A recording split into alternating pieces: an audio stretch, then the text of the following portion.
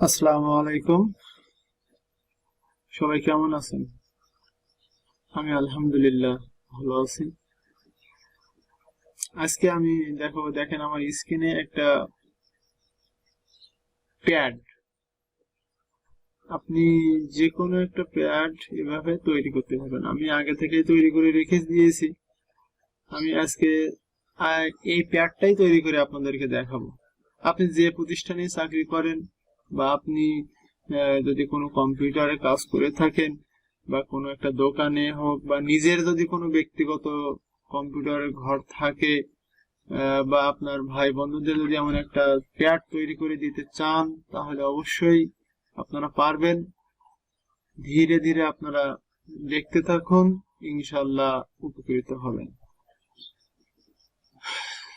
মূল টিউটোরিয়ালে যাওয়ার আগে আমি আপনাদেরকে বলি, আপনারা যারা আমার চ্যানেলে নতুন আসছেন তারা অবশ্যই আমার চ্যানেলটি সাবস্ক্রাইব করে বেল আইকনে ক্লিক করবেন, যাতে আমার পরবর্তী আপডেটগুলো আপনারা পেতে পারেন।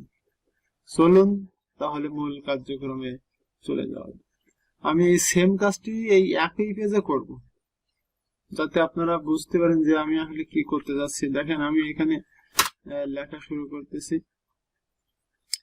গণপ্রজাতন্ত্রী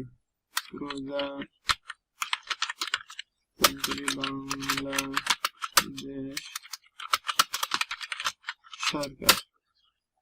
আমি আপনারা আগে ফরম্যাটটা তৈরি করে নেবেন, তারপর ছোট বড় অক্ষর চেঞ্জ এটা পরে করবেন। আগে আপনারা ফন্ট মূল লেখাটা লিখে নেবেন।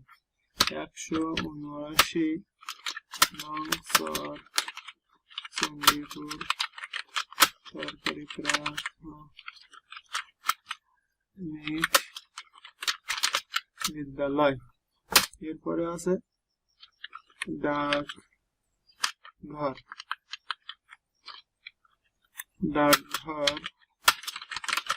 কথাখালী নগর সাতক্ষীরা। এরপরে আছে কি স্থাপিত 1986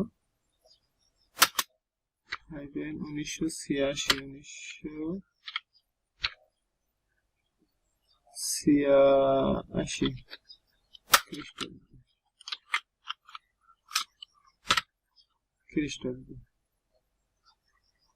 এরপরে আছে, আমরা গত টিউটোরিয়ালে দেখিয়েছিলাম যে ইংরেজি এবং বাংলা কিভাবে লিখতে হয়। তাহলে দেখেন আমার এখানে কিন্তু আছে সুতনি এমজে। এখন এটা আমরা ফন্টটা চেঞ্জ করব। ফন্টটা চেঞ্জ করতে হলে অল্টল 2। আমি কিন্তু গত টিউটোরিয়াল 2 তেই আমার ইংরেজি ফন্ট সিলেক্ট করে রাখলাম। তাহলে এখানে আমার আবার এখান থেকে বিজয়টা ছাড়িয়ে নিতে হবে। বিজয়টা ছাড়িয়ে নিয়ে আমি এখন লিখবো EMIS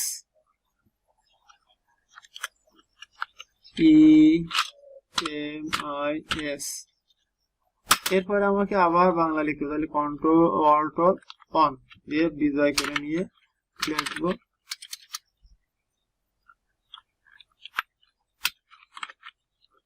কোড 2080।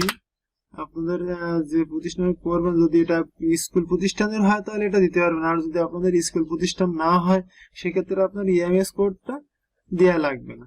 এখানে আপনি যেটা আপনার স্কুল যদি কোনো প্রতিষ্ঠানে করেন সেক্ষেত্রে আপনার ইএমএস কোড দিয়ে দিবেন। এরপরে আসেন আমরা এই যে কালো যে দাগটা, এই কালো দাগটা কিভাবে দেব। তাহলে আমরা কার্সারটা আমাদের এখানেই থাকবে। এখানে থাকার পরে আমরা যাব হচ্ছে পেজ লেআউট। পেজ লেআউট থেকে যাব হচ্ছে পেজ বর্ডার থেকে যাব হচ্ছে শুধু অনলি বর্ডারে ক্লিক করার পরে দেখেন এখানে একটা বক্স চলে আসছে। এখান থেকে আপনি যেটা আপনার মনে চায় আপনি সেটা নেবেন। নেওয়ার পরে আপনার এখানে দেখেন একটা সাইডে একটা দাগ আসছে, আপনি এখান থেকে একটা একটা করে উঠিয়ে দিবেন। আমি যেহেতু লেখার নিচে রাখবো সেহেতু নিচেরটাই শুধু রেখে দিলাম, দেওয়ার পরে উঠে দিলাম। দেখেন এখানে কিন্তু দাগ চলে আসছে। এরপরে আসেন, এরপরে নিচে আছে কি সূত্র এবং তারিখ। আমি এখানে দিলাম করো তারপর তারিখ। ওকে, দেখেন আমার কিন্তু এখন এই ফরম্যাটটা তৈরি হয়ে গেল। এখন আমি এই সেম একই মতো আস্তে আস্তে আস্তে আস্তে করে আমি বড় করব। তাহলে আমি এটা দিয়ে দিলাম হচ্ছে মাঝখানে নিলাম। মাঝখানে নেওয়ার পরে দেখেন এটার ফন্ট আছে, ফন্ট সাইজটা আমরা দেখে নিই। ফন্ট সাইজ আছে 18, আমি 18 করে দেব, 18 করে দিলাম।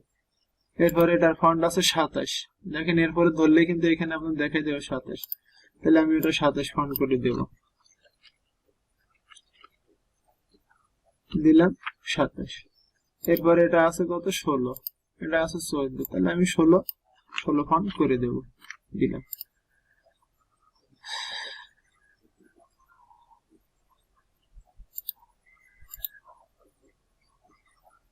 এরপরে এটা আমি মাঝখানে নেব,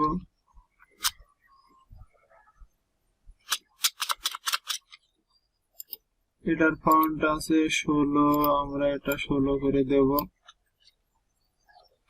16 করে দিলাম। দেওয়ার পরে ইএমএস কোডটা আপনারা এখান থেকে নিয়ে আসবেন। নিয়ে আসার পরে দেখেন আমাদের কিন্তু এরকম একটা ফন্ট তৈরি হয়ে গেল ইনশাল্লাহ। আমরা এখন দেখব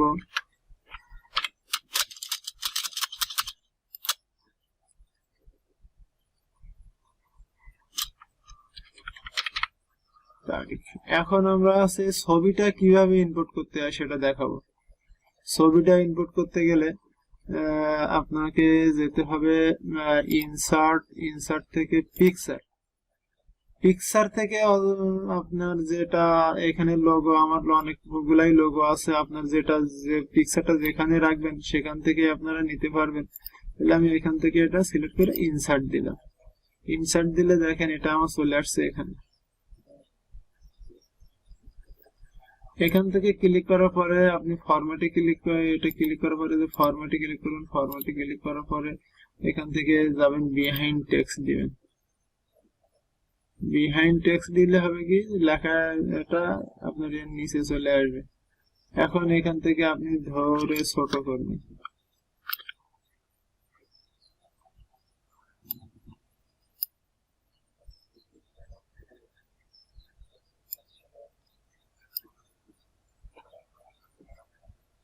একটু সময় লাগবে বন্ধু, টিউটোরিয়ালটা একটু বড় হচ্ছে, সেটা আপনাদের সুবিধার জন্য আমি যেহেতু ধীরে ধীরেই বোঝাচ্ছি।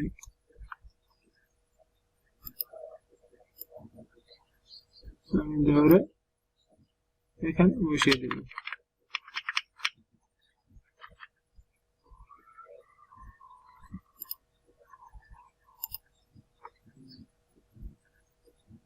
আচ্ছা, এরপরে আমি নিয়ে আসবো এই লোগোটা নিয়ে আসবো আমি এখানে। তাহলে আমি আবার যাবো ইনসার্ট থেকে পিকচার থেকে দেখেন আমার এই লোগোর অপশনের মধ্যে চলে আসছে, এখানে আছে এই যে, দিয়ে ইনসার্ট দিলাম।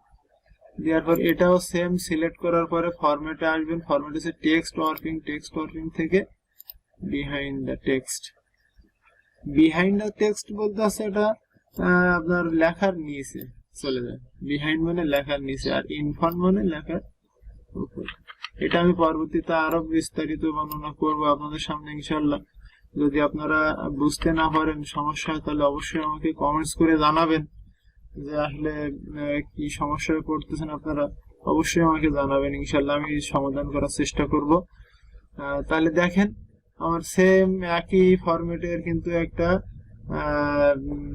পেয়ার তৈরি। আমি এখন যদি এটা ডিলিট করে দিই, আমি এটা এখন ডিলিট করে দিলাম, দেখেন আমি যেটা লাস্টে তৈরি করছি সেটাই কিন্তু থেকে গেছে। আমি যদি আবার ওটা কন্ট্রোল জেড দিয়ে ফিরে এনে এসে দেখেন একই। আমি যদি ওটা আবার করে দিই তাহলে দেখেন আবার কন্ট্রোল জেড দিয়ে ফিরে নিয়ে আসলাম, সেম একই। আমি ওপরেরটা ডিলিট করে দিলাম।